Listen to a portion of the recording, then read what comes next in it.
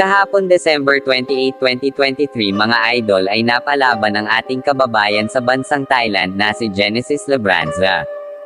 Dito nga mga idol ay nakaharap nga si Adisak Ket PM, lalaban sila sa non-title bout sa 8 round ng featherweight division.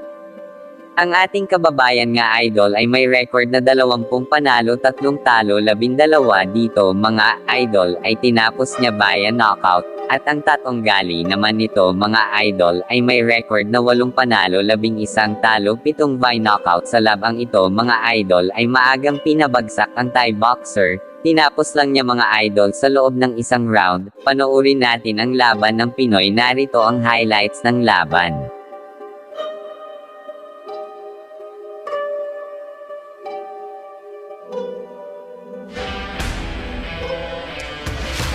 Right hand from Genesis, but that back taking